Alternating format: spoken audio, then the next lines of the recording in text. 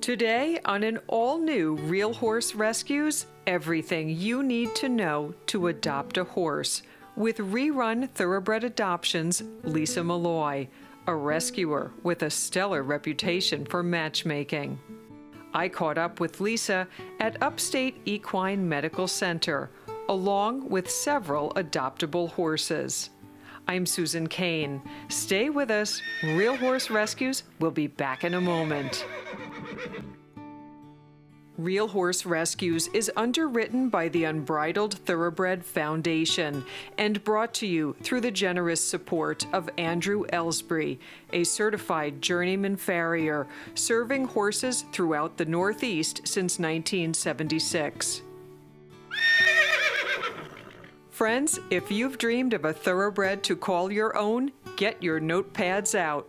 Well, I am the Executive Director of Rerun Thoroughbred Adoption, which is one of the oldest thoroughbred programs in the United States. It was founded in 1996 in Kentucky.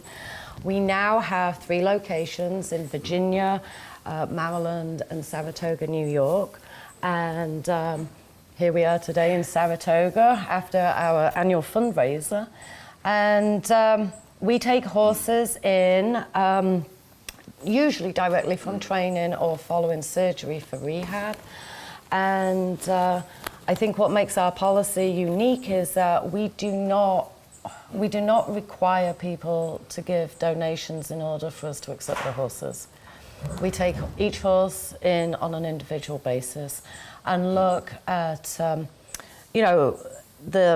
we look at the potential for the horse to take a second career. We do also have a limited number of sanctuary horses. What are you doing? And, we annually help probably 85 horses, placed, I think, last year about 65 in permanent homes, and the rest of them would stay as sanctuary. What are some of the biggest challenges you face in selecting which horses to take in? We have to look at the long-term financial and also the horse's comfort level. Ideally, we are not really a sanctuary, so we take horses in with the intention of them finding a second career, even if it's just as a light trail horse. Obviously, some horses come into the program, and then when we start retraining them, they're not going to hold up, or they may have behavior quirks which would make them difficult to place. A lot of horses are boarded in private boarding farms, which makes it difficult if they have somewhat quirky behavior, for them to be in a settled environment. And so we will offer them permanent sanctuary. Once they're in the program, we take care of our own. What type of a balance do you maintain as far as bringing horses in for, say, trail horses, pleasure horses, versus horses you see that could be competitive partners on the show jumping or eventing circuit? It basically goes, first in. It's not like, oh, well, I've got 5 rehab horses, so I need to find a bunch of adoptables, ready to go right now. Mm-hmm. If that's what we have, that's what we have. I mean, our first duty and commitment is to the horses. We're not, we're not in it to make money or numbers or to flip horses as quickly as possible. So if we end up with a bunch of rehabs, that's just how it rolls. Horses are expensive to maintain and keep. Tell us a little bit about how Rerun is funded, and I know you came off of a big fundraiser last night. What are some of the dynamics of that so our viewers at home could help participate in funding Rerun's ventures? We are a registered nonprofit, and we survive basically on grants and public donations and the generosity of the racing public and the trainers. We are very fortunate that we've been well supported by the likes of Nick Zito and his wife Kim. Hurricane Boys Racing is another one that really supports us, and Dawn and Michael Mellon from Brand Jam Racing. They've been tremendous. And then, of course, we have the smaller owners. They'll send a horse, and they are just as concerned about their low-level claiming horse as, a big trainer is. So that makes a lot of difference, and we have been very fortunate that we've been so well supported by the public, especially here in Saratoga. And then we're also very fortunate because we have the Mollys for Rerun program, which is where famous racehorses, horses in training, stallions, broodmares, they actually paint their own pictures. And we were very privileged to recently have had American Pharaoh paint for us, and California Chrome, Texas Red, and those are then auctioned on eBay, and 100% of the proceeds from the Mollys go directly to assist all the horses in the program.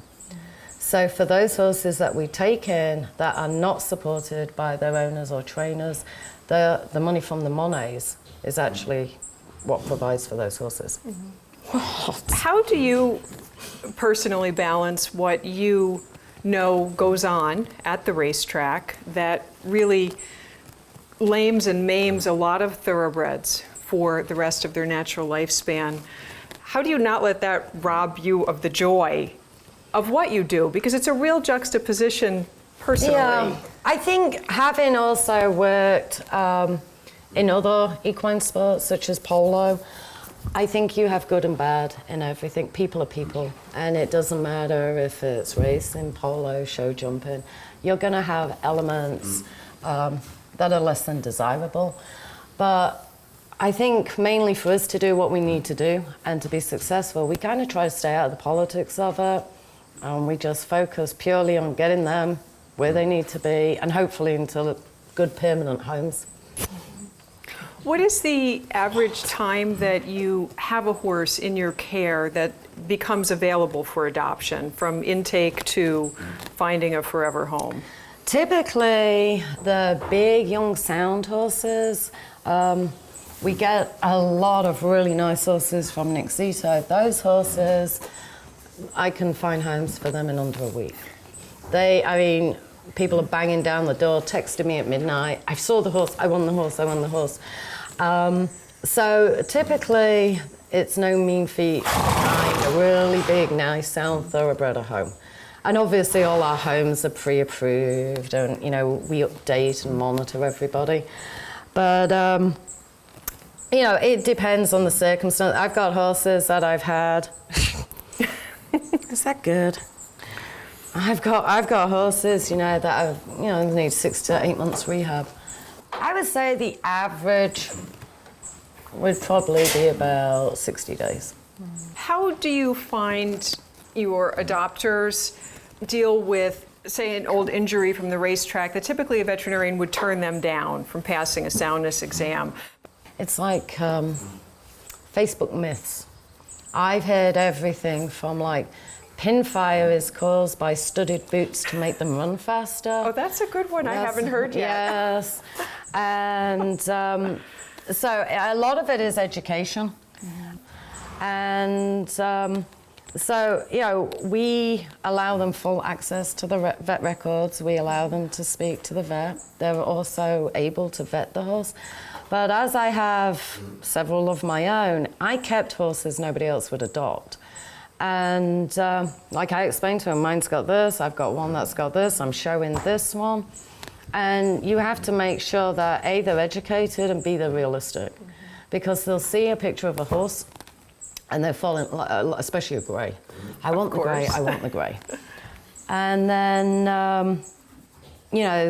they'll say, and you say, well, the grey can't jump. It's okay, I don't want to jump. Because they want that horse.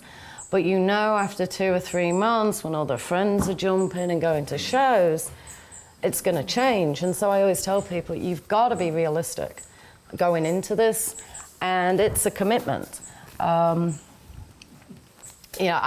sometimes I think they just need to hear it from somebody else, and you have to steer them pros and cons. Mm-hmm. This is what this horse can do for you, and this is what it can't do. So this is Head, Heart, Hoof, a gorgeous gray and a very famous New York racehorse. He came through your program, correct? He did. Purple Haze Racing claimed him and donated him to us, and we were extremely honored to have him.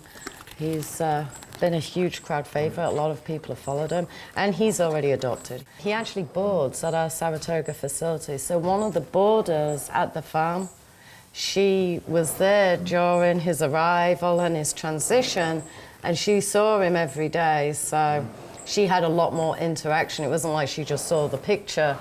She saw him daily making the transition. So he's done really well. Lisa, take us through a little bit of the adoption process. Somebody calls you and says, Lisa, I want a horse. Where do you go from there?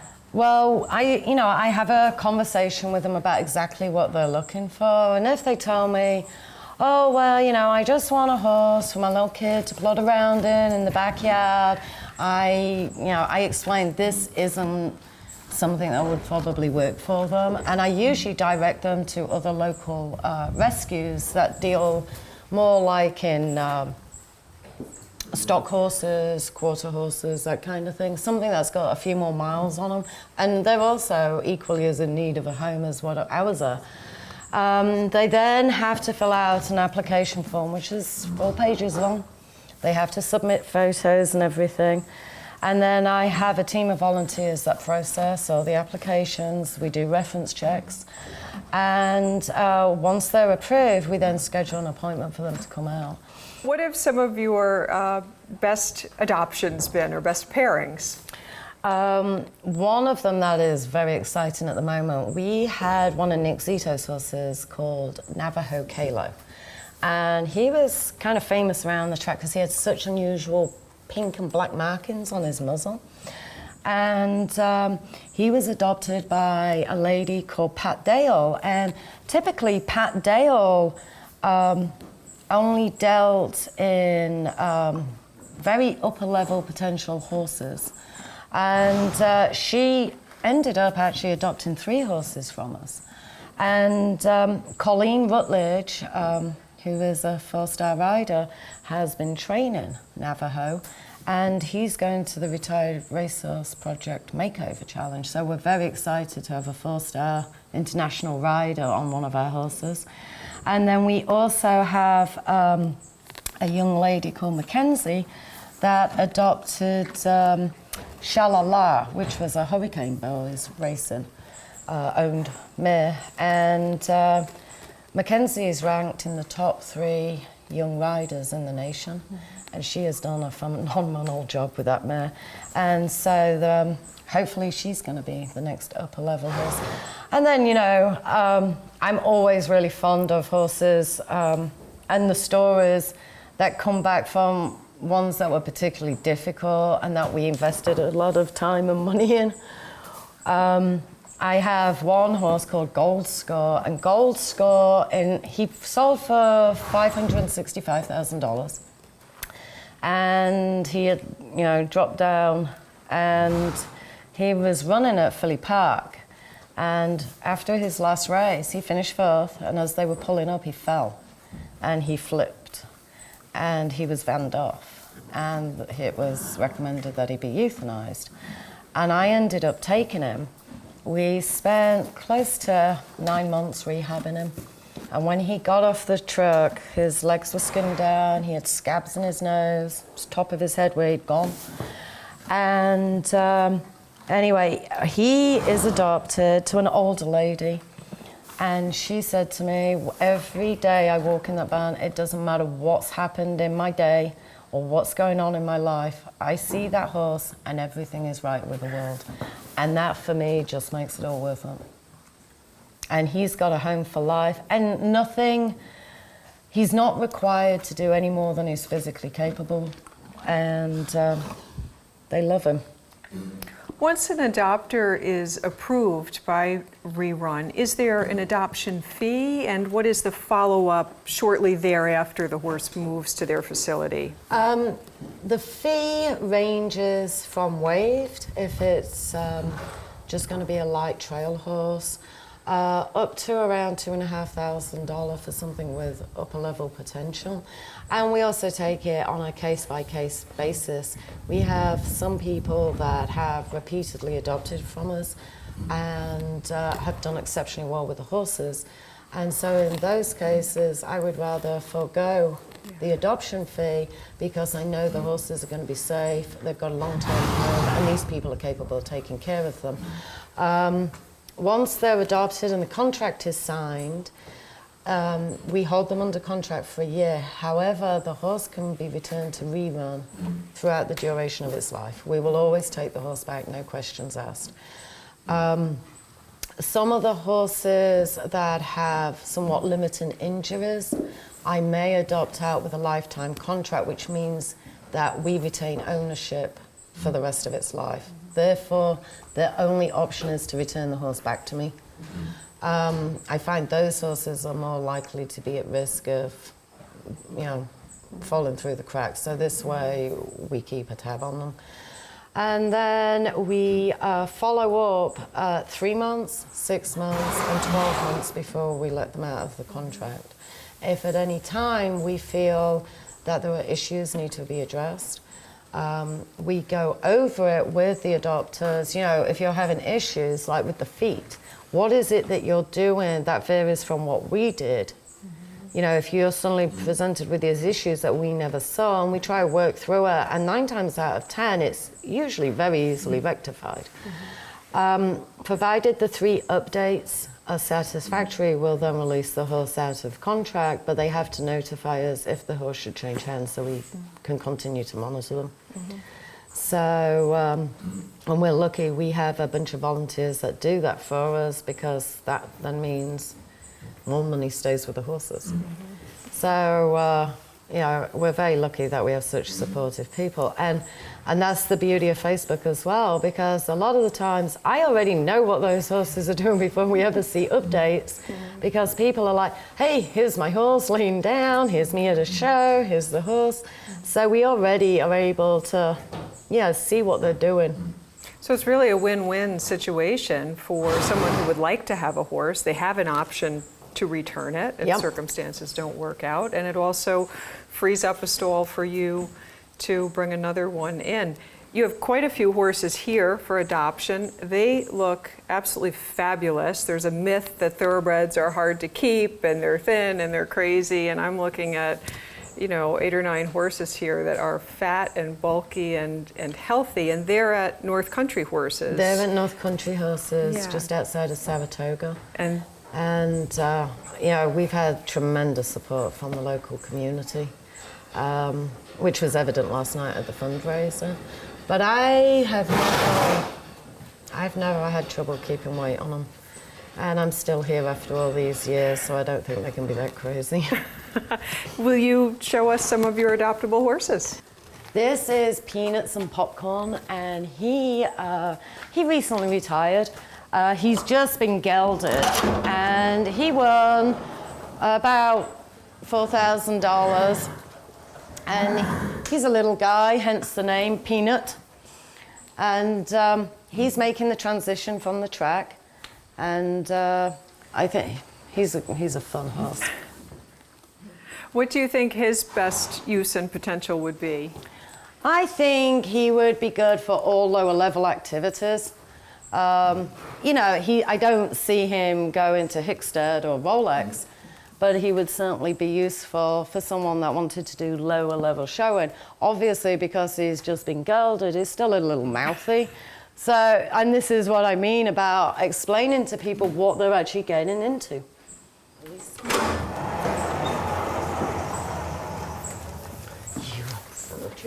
Oh, this is a lovely, elegant gal. This is Elise, and she came via the New York Thoroughbred Horsemen's Take the Lead program, and she never raced. She was a little too slow. So she's clean. She has nothing wrong with her. She's already in the transitional period, and hopefully she should be leaving us rather shortly for a new home. Oh, she's beautiful. She looks like she'll fill out into a gorgeous big mare. I think she's still growing a bit. Yeah, she's got that growthy look to her. And I know there's a few more in here. We've always got more. Okay, let's see them.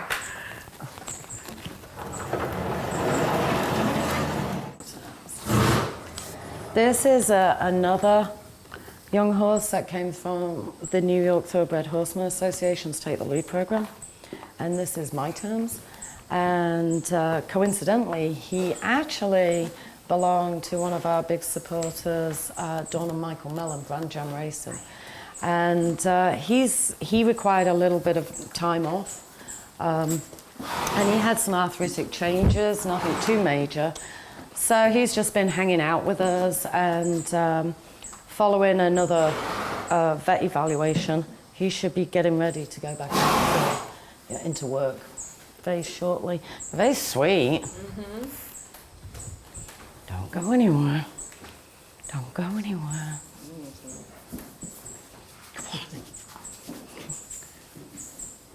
They're so antsy. We are back where we started with Muggsy's past. Muggsy came through your program, and she was bred by Kim Zito, the wife of Nick Zito. She was. She was claimed in her very first race, and Kim tracks all her horses and follows their careers.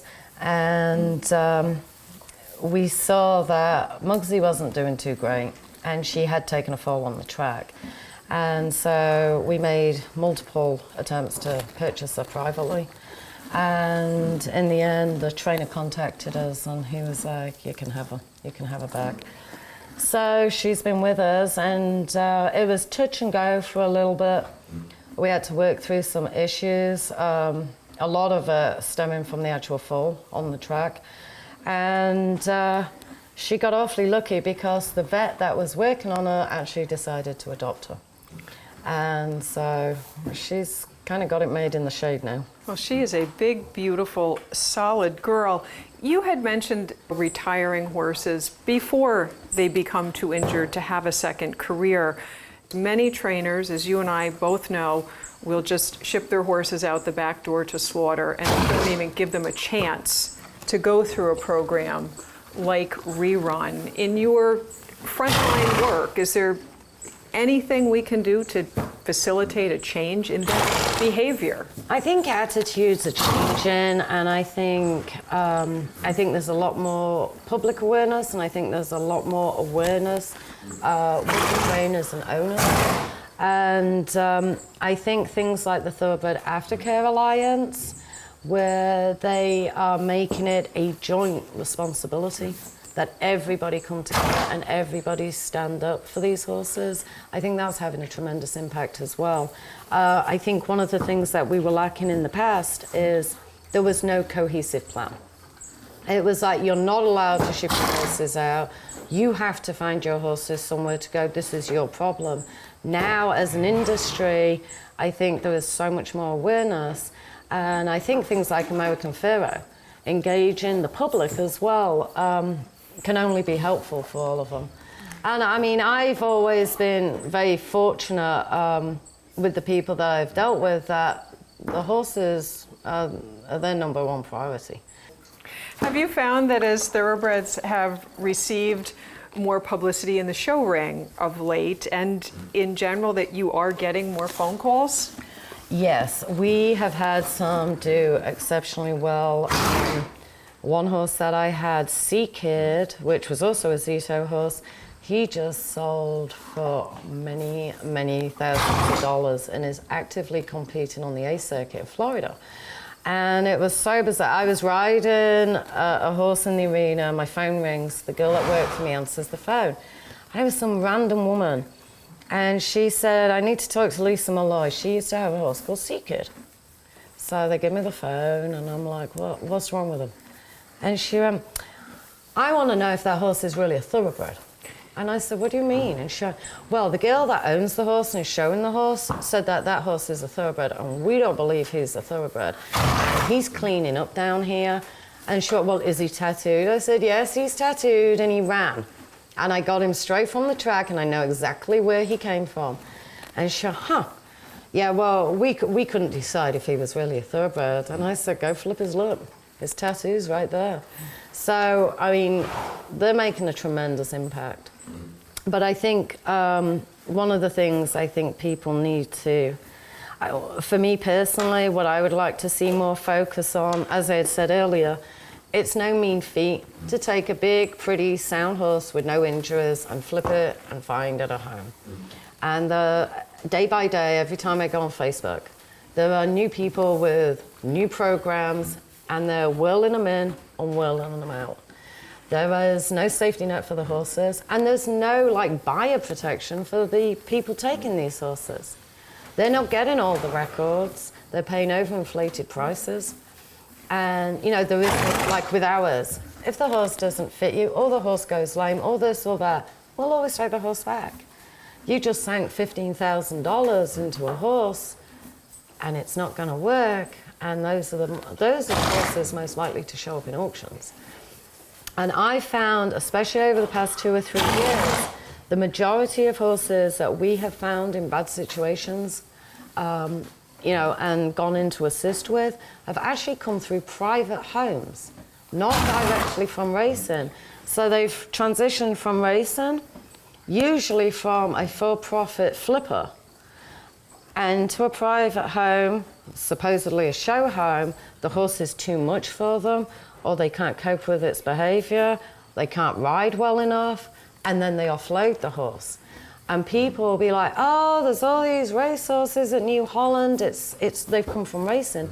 And 9 times out of 10, they never came from racing. They came via private ownership. And a lot of these people shouldn't have had horses, these type of horses in the first place. And to be quite honest, if your solution to a problematic horse is to go take it to an auction, you probably shouldn't have any horse, regardless of the breed. And, you know, I've heard people say, well, adoption programs and rescues should only be there to pick up what nobody else wants, the broken horses, the damaged horses. There should be more emphasis that even with track injuries, these horses have so much more to give, and they have so much more potential in different careers. And I also think, you know, it doesn't matter if the horse is clean or has arthritis, they are both equally deserving of protection. And I think that's what programs, not just Rerun, but programs like the Acceler Fund, that's the kind of things that we offer not only to the horse, but also to the potential owner. You know, I think a lot of the time people are trying to generate, you know, a resurgence in thoroughbreds, which is good. But there's a lot more than just young, sound, clean horses. There's a lot of older horses that have gone on to do spectacular, and there's a lot of out there needing homes. And I think it's time people gave them a second look. Well, Lisa, I bow in gratitude for all that you do to help horses. You're a wonderful asset to the thoroughbred industry. I hope they appreciate you for all that you do, and we're so grateful for being boots on the ground and making a difference in the lives of horses who, you know, otherwise wouldn't have a second chance. So I know you're a super busy gal. Appreciate your time immensely, and no, thank you so much. Well, that's a wrap for this episode of Real Horse Rescues. To learn more about the horses you've seen in today's show, visit rerunottb.com. I'm Susan Kane, and I'll see you next week.